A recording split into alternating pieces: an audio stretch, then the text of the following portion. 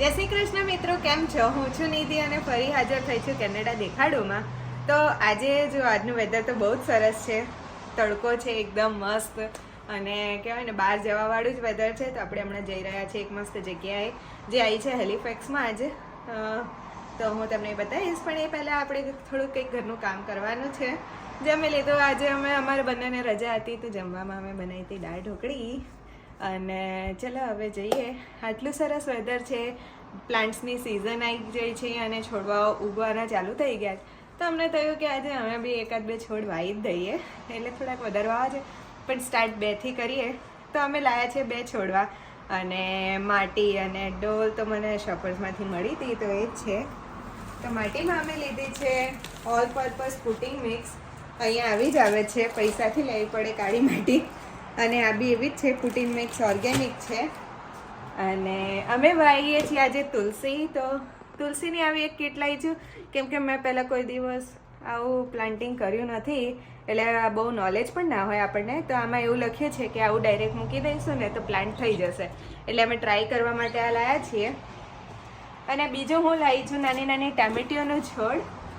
તો આ બી એવું જ કંઈક છે, હજુ મેં ખોલીને જોયું નથી કે અંદરથી શું છે અને કેવી કીટ છે, પણ આપણે હમણાં ખોલીને જોઈએ કે અંદર શું છે ને શું નહીં.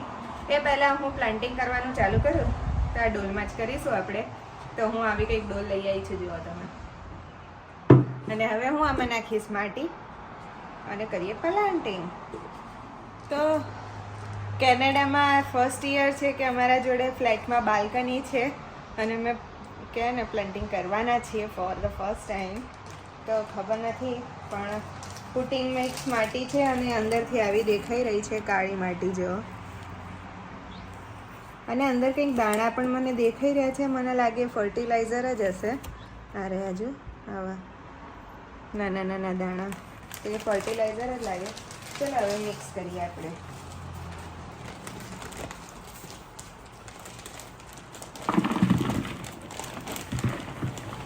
તો હું આમાં થોડીક માટી નાખીશ અને આમાં થોડીક માટી નાખીશ, કેમ કે મારે 2 છોડ વાવવાના છે, થોડી એમને ઉગવા જગ્યા બી રાખવાની છે.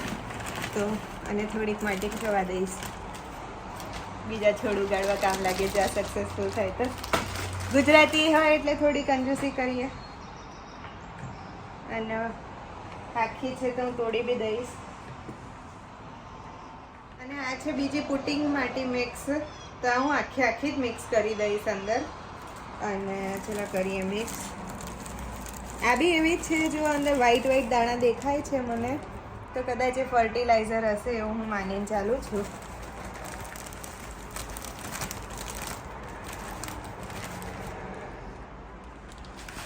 આ રીતની માટી છે અને હું હાથથી જ મિક્સ કરી દઈશ, કેમ કે આપણે બહુ એક્સ્ટ્રીમ લેવલના ફાર્મર નથી, એટલે ખબર નથી કે બીજી બધી સામગ્રીની બી જરૂર પડે.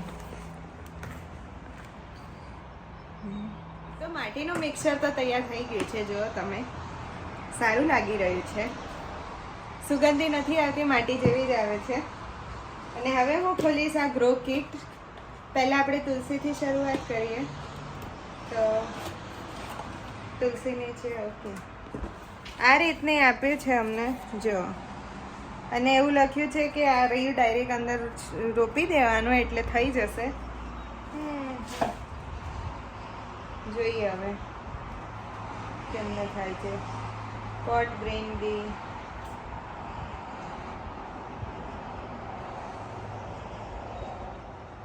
સીનું છે અને હું એમનું એમ અંદર મૂકી દેવાની છું. અને જો ઉગશે તો તમને વિડીયોમાં બતાવીશ. ત્યાં સુધી ચલો જઈએ આપણે સરખી રીતના અંદર દબાઈ દઈએ માટીની વચ્ચે, અને પછી ઉપર માટી મિક્સ કરી દઈએ. હવે થોડું થોડું પાણી આપીશું. મિત્રો જે પાણી આપશે આ પ્લાન્ટને એવી આશા છે, આપશે જ, કેમ કે એમને મારા કરતાં વધારે ગમે છે પ્લાન્ટ્સ. અને બીજામાં હું મૂકીશ ટામેટોનું.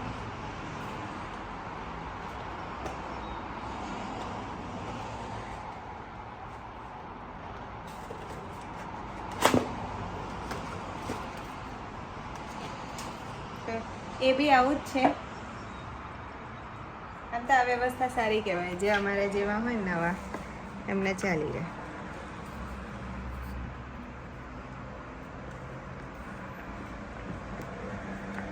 ચાલો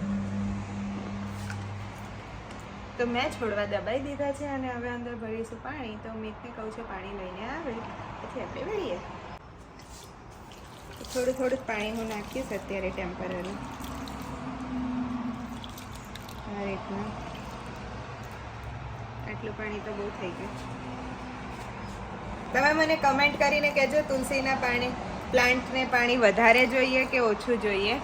તુલસી અને ટામેટાના છોડવાઓને પાણી કેટલું આપવું પડે, માપનું આપવું, ઓછું આપવું કે વધારે આપવું, કમેન્ટમાં કહેવું ભૂલતા નહીં. તમને મારો આજનો વિડીયો ગમ્યો હોય તો લાઈક જરૂર કરી દેજો, સબસ્ક્રાઈબ કરજો, એટલે રોજ નવું નવું કેનેડાની વસ્તુઓ જાણીએ આપણે. અને આગળનો વિડીયો અને પછીનો વિડીયો છે એ આજે જ હું ઉતારીશ. અને આપણે જઈએ છીએ હમણાં બહાર ક્યાંક ફરવા, તો તમે મારા જોડે રહેજો.